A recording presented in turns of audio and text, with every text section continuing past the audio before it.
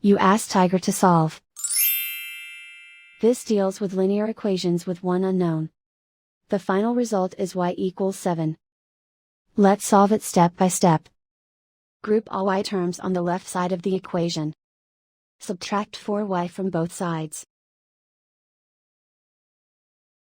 Group like terms. Simplify the arithmetic.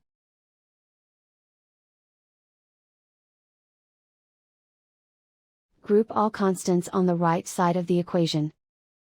Subtract 7 from both sides. Simplify the arithmetic.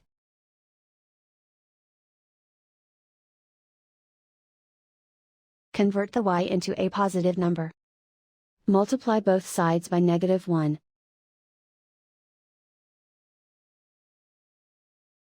Remove the ones. Simplify the arithmetic.